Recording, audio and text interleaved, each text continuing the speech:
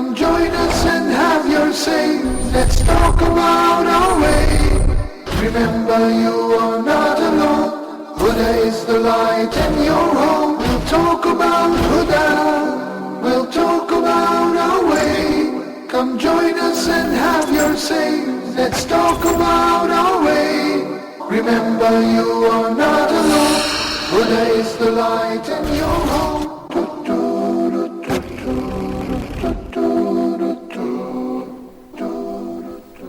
It's 8:30 in Nigeria. It's 9:30 right here in sunny Egypt, and I think it's 11:30 in the Gulf. But you guys better know what time it is, because it's time for Viewers Pulse. Assalamu alaikum. Thank you for joining me on this lovely program, inshallah. Of course, you really have no excuse to not watch Viewers Pulse, because Huda TV should be your favorite channel. And of course, on this program, we're giving you all the information that you need to know about Huda TV, all the inside information, so you don't want to miss Viewers Pulse. And in addition to that, it's only half an hour after the live Ask Huda episode, so you call Dr. Muhammad Salah and you ask him all your questions. Inshallah, he answers them. You stay tuned to Huda TV, and then you listen to Brother Malik giving you the inside scoop regarding Huda TV, the pioneer and the premier English language, Islamic English language channel. Let me say that one more time without stuttering. Let me say it one more time.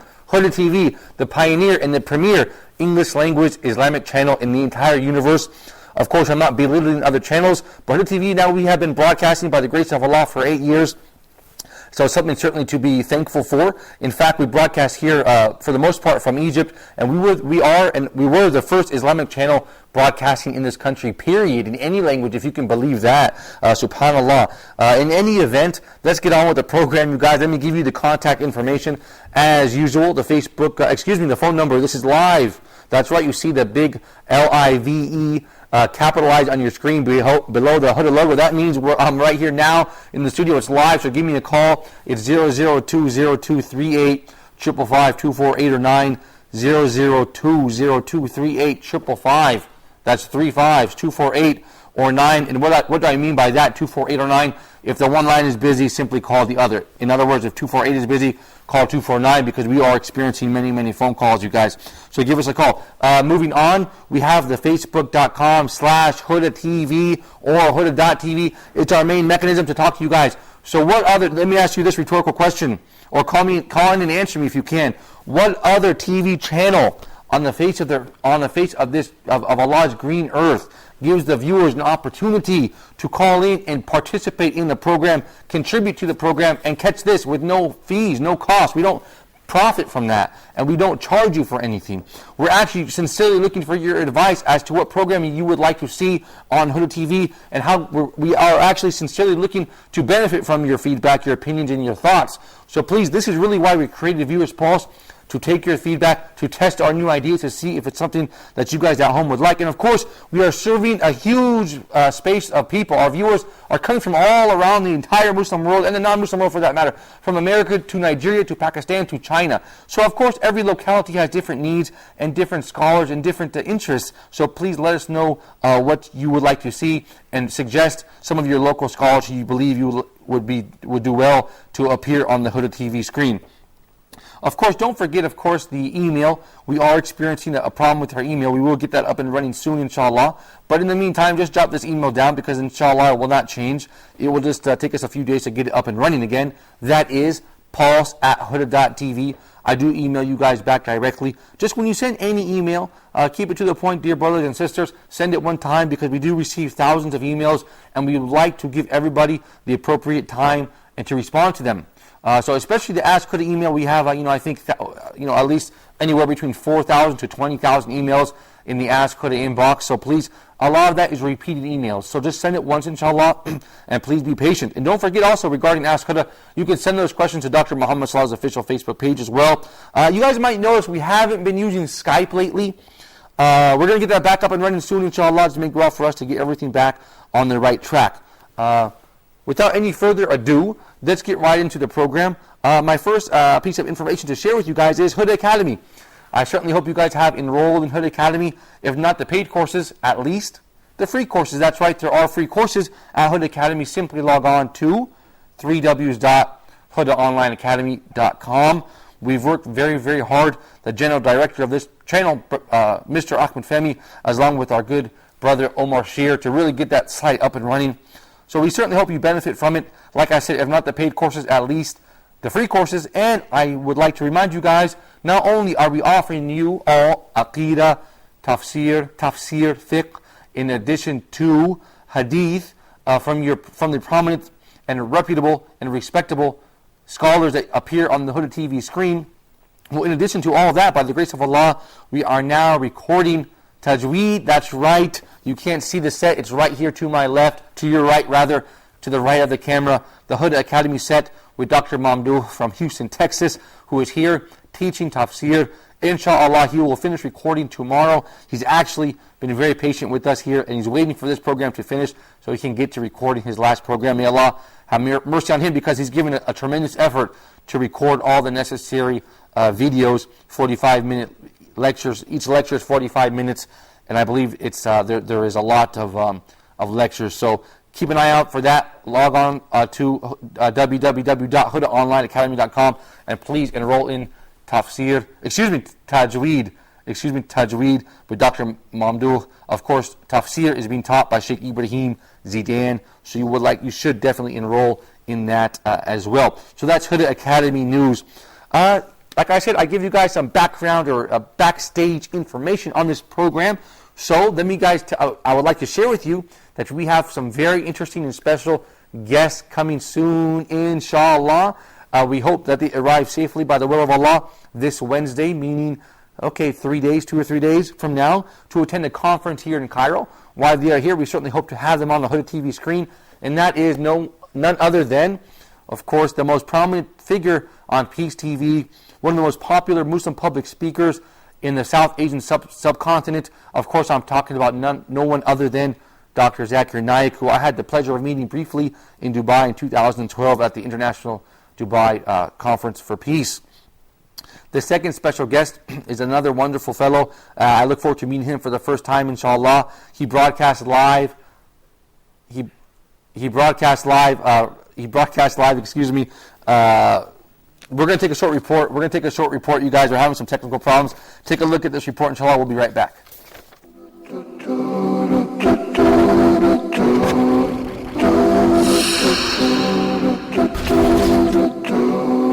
Can you believe that Hawaii and Tahiti in the 1830s had printing presses in their native languages, and you couldn't find a tafsir or a hadith or a Bukhari book printed in Egypt? Because it was haram, it was not right, there was no such thing. The first person to bring a printing press to Egypt was Napoleon Bonaparte. When he invaded Egypt, he brought a printing press and he put it basically in the Muslim lands. It was forced upon the Muslims. The Ottoman Empire collapsed. Egypt was cut away, as you know, by Muhammad Ali. So many changes came along. Eventually the Muslims were forced to accept the printing press. And the first printing press was around 1840, 1850, 1860, around the Muslim world. And this is why if you go to any Islamic library, you're not going to find a printed book in Arabic in the 15, 16, 1700s. You'll find plenty of books in English, plenty of books in Latin, plenty of books in Swahili and in Hebrew and in the language of Hawaii. I don't know the language of Hawaii, whatever it is, but you'll find books printed in that language. But you won't find books printed in Arabic. Why? Because we were too scared of modernity. And we thought that if we allow the printing press in, it's going to corrupt the minds of our youth. But what happened? Eventually modernity was forced upon us because we were too scared to embrace it. And when that did happen, it was too late. Within a few decades, the Ottoman Empire collapsed. After that, the Sykes-Picot Agreement carved out the nations that we all know of the Ummah. We had one Ummah, now we have, mashallah, 60 members of the OIC. All of this came about. I'm not blaming entirely on the printing press, of course not, brothers and sisters, but I'm saying there's a mentality that is reflected. There's a mentality that is reflected that the Muslims were so confident of their cultural heritage that they mixed up religious glory with cultural glory. Yes, we're supposed to be proud we're Muslims. Of course we are. Yes, we're supposed to be thankful that Allah gave us the Quran and Sunnah. But where does the Quran and Sunnah oppose modernity and change? Yes, we're not going to change belief in Allah, but paper and the printing press? Come on. So the Muslims could not distinguish between that which should not change versus that which must change.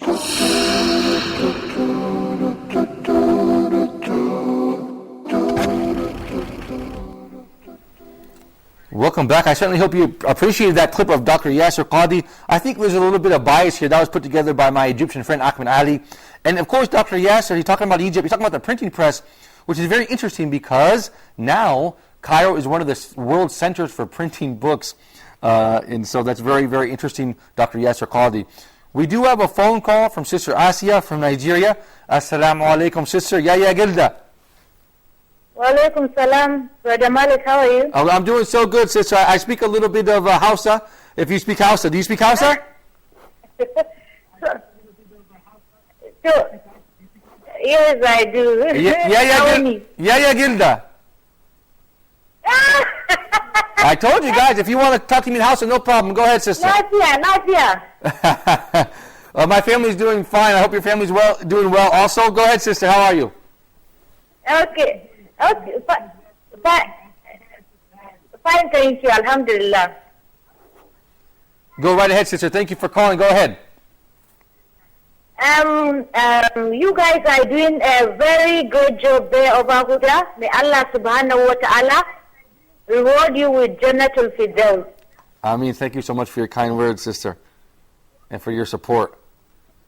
And I want to suggest maybe if a program can be fixed on Huda,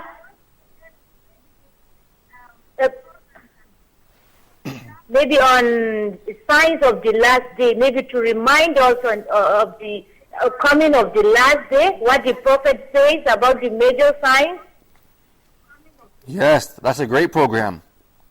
A great idea. Great idea, Sister. Something like that. Thank you, Brother Malik. Thank you so much, Sister Asiya from Nigeria. I couldn't agree with the Sister more. That's a great concept, the last day, a program about the major signs of the hour. Sheikh Awesome last year did that program, Signs of the Hour Live, 1 hour in the month of Ramadan. So I certainly hope we can bring that back. You guys, we're going to take a short break, and I'm going to reveal to you, or we're not going to take a short break, you guys. In fact, we're going to wait a second. How about that instead? Because actually, I want to tell you guys anyways, the second guest, I told you, inshallah, Dr. Zakir Naik, we were hoping to bring him to the channel on Wednesday, but we also hope to have another special guest, a really charismatic sheikh, really one of the figures of Huda TV, the pillars of Huda TV, broadcasting live from Jeddah once a week, the host of Ask Huda. Of course, I'm talking about Sheikh Asim Al-Hakim, Al-Luqman, so we're waiting to see him soon, inshallah. We hope to have him in the studio with us Wednesday and Tuesday on this program as well. You guys, we're going to take a short break. Just stay tuned to Viewers Pulse.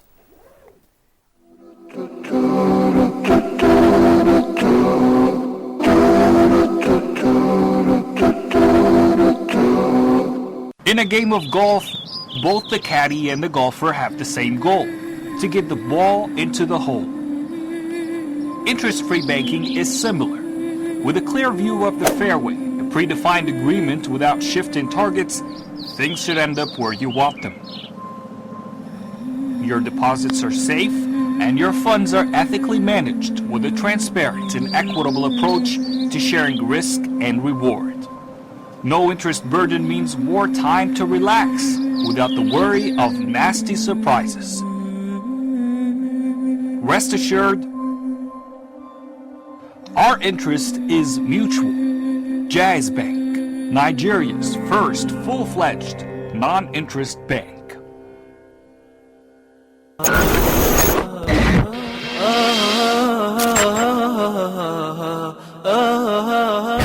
Welcome to Tech Talk. I'm your host, Omar Shear. This season of Tech Talk, we will focus specifically on the internet. A student would type their paper, and instead of handing me a hard copy of their paper, they would upload it to this learning system, this e-learning system. I have some great experience when it comes to technology, and in particular, internet technology. Call to action is something that we do in our day-to-day lives, and maybe we don't realize it. Now we want to discuss, after you have a product and you have a website and you have a way to communicate with your customers, which would be your email marketing system, now it's time to take the money from the customer.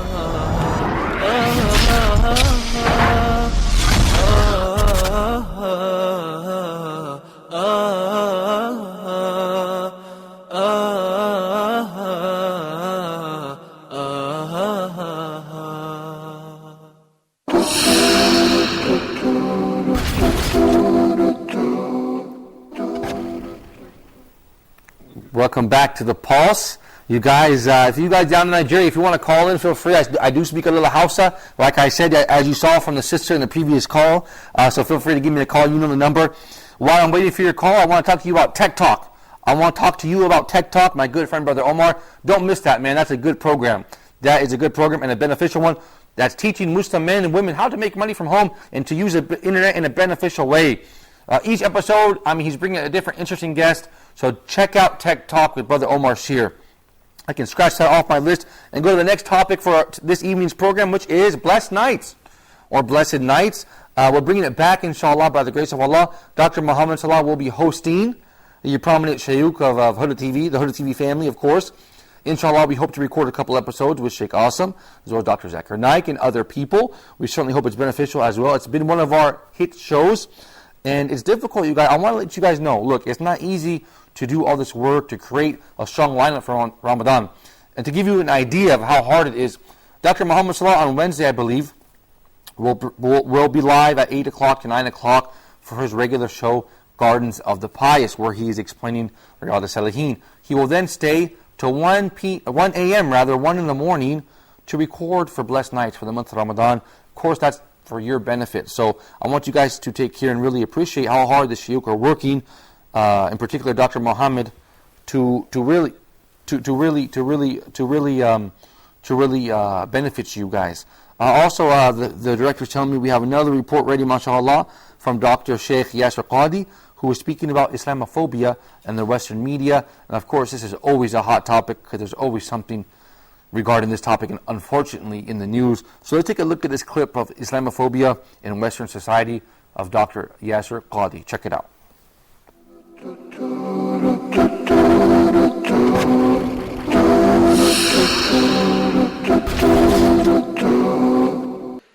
We think that da'wah is only about talking.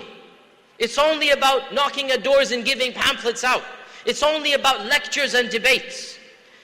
Now, I'm not trying to dismiss that element of da'wah. It's very important. We need to call people to tawheed, of course, that's the essence. We need to preach, we need to teach, we need to engage in dialogue. But what I'm trying to stress here is a reality that most Muslims ignore or choose to ignore. What is that reality? Before the Prophet ﷺ began knocking on doors, before he began distributing his version of pamphlets, before he began preaching a different theology, he had already established his credentials as somebody who cared for the society, as somebody who was involved with the people of Mecca, as somebody who stood up and who strove his best to correct the wrongs and the ills of society. When the first revelation came down, Iqra bismi rabbik, and our Prophet ﷺ went back to Khadija and he said, Zammiluni, Zammiluni. And he said to Khadija, Ya Khadija, I think that I'm losing my mind. I think that I'm seeing images. I'm hearing voices. What did Khadija tell him? Before Khadija even heard Iqra bismi rabbik, before the Prophet ﷺ told her what Jibreel said to him, Khadija said to the Prophet ﷺ, La wallahi la yukhzika Allahu abada. No, by Allah, Allah will never humiliate you by causing you to go mad. Allah will never humiliate you by causing you to go mad. Why? Listen to this. Innaka la tasilu rahim. Number one, you are good to your relatives. Number two, you feed the poor. Number three, you take care of the orphans. Number four, if there's any need in society, you're the one who volunteers to do it. You do all of these deeds. How could Allah humiliate you by causing you to be misguided, by causing you to lose your mind? Notice Khadija can say the character of the Prophet ﷺ even before Iqra is revealed. And what is that character? He has established a reputation for standing up for the causes that afflict society, for the social injustices, for the dhulm, for the oppression. He's already a figure that nobody can accuse of being neutral. Nobody can accuse of being selfish. One way to phrase this is, and this is a very simple phrase, our Prophet ﷺ was known as Al-Amin before he was called Ar-Rasul on earth.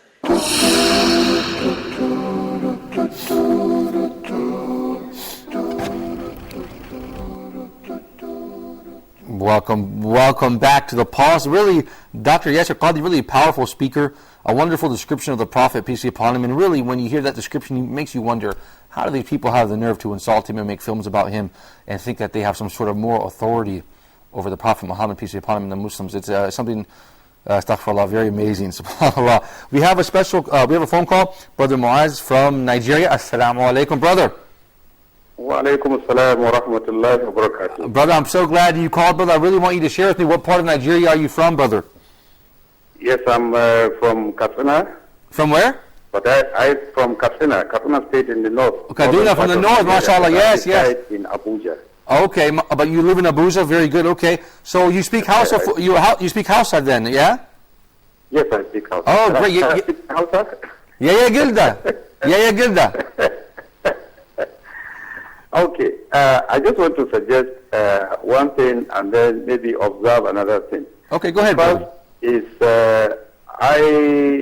I would like to have a program or kind of a catalog that I will see on Huda TV, maybe online, to see what programs you have on each day, and then each hour or each 30 minutes, what program that is there, so that at least one can program himself to be able to sit down and watch Huda at a particular time to benefit from a certain program. Because I realize your programs are doing very well and you people are doing extremely very well. So I want to really ask or plead with God to bless you, reward you abundantly.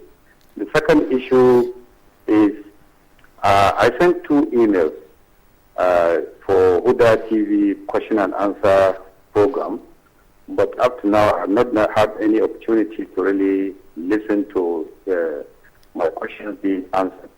So I don't know whether they have been aired. Give me the question. Give me the question, inshallah. I'll pass them on to the Sheikh. Go ahead. Okay. The first question. Go ahead. The first question was, I have 2 outstanding loans with 2 banks. One of the banks, a Nigerian bank, the amount was about 400 naira or so. That was about 15 years ago. Okay. But that bank has changed its own shareholders, but the name is still there. Okay. Now, each time I made an attempt to approach the bank to settle this particular debt of about 400 naira, you need to talk, getting the time I collected the money and the loan was outstanding. Actually, I collected more than that. I started paying that from when I was transferred from one town to another, so the account changed. Okay. In the new town I went, that bank did not exist. So I had to open my salary account with another bank. But, so the loan could not run. Now the question is, go ahead. This loan, if I approach the bank, they will now want to calculate the interest right from the beginning till now, and which is going to run into almost 1 million, if not more. So paying the interest to me, I understand is haram, and the interest, because it's huge, I think I cannot afford it. Second loan, overseas loan, when I was studying outside the country. Okay, I got you, brother. Okay, and we're almost out of time, brother. Can you give me your second question very quickly? Yeah, that's the second loan. But the second question is sort of 2 brothers. Somebody confronted me with this. Brothers working with the same organization, and these houses that were sort of sold to the staff of the organization, and the other person, the younger brother, since they're running out of time, I think it's better I send my email. Can you give me the email that I sent? Sure, brother, yes, sure. Okay, go ahead. I'm sorry, brother. Long story. Sure, brother, I'll tell you what, brother, we're out of time here, brother. Brother, just if you could say, if you can just let me speak here, brother. If the brother's in control, just give me a minute to complete this conversation. Brother, just send your email again to pulse@huda.tv, okay? Pulse@huda.tv. And inshallah, I will forward those to the Sheikh, okay? Okay. Thank you so much, brother. I certainly appreciate it, Brother Mize from Nigeria. If you could send those interesting questions to pulse@huda.tv, and I'll make that happen, inshallah. You guys go to the Facebook. Our question of the day was, what do you think about Islamophobia happening in the Western countries especially? We received a couple comments from Ahmed Arms Kamada, who says, a problem is that we don't network with our non-Muslim neighbors. We have this idea of they're non-Muslims, we should never interact with them, but truly, it may be a conversation over dinner that causes a shahada or at least some dawah. Excellent point, Brother Ahmed. Second comment, Talhat Suhaibu, who says, Islamophobia, it's there in the Noble Quran when Allah says the non-believers will never like you till you practice what they do. I believe no matter how Islam is portrayed people will always hate it, etc. Excellent points. We still have 14 more comments. If I can just read one more comment before we're out of time. We want to thank you guys for sharing your comments with us. Of course, don't forget to support Hooded TV on Facebook.com. Everybody's screaming and yelling that the program's over. I'm telling these guys, Hooded TV, you know what? You need to work a little harder. Maybe we can make Viewers Pulse 1 hour so everybody stops complaining. You guys, thank you for watching Viewers Pulse. I certainly appreciate it. Until next time, I leave you in the care of Allah. Assalamu alaikum wa rahmatullahi wa barakatuh. Come join us and have your say. Let's talk about our way.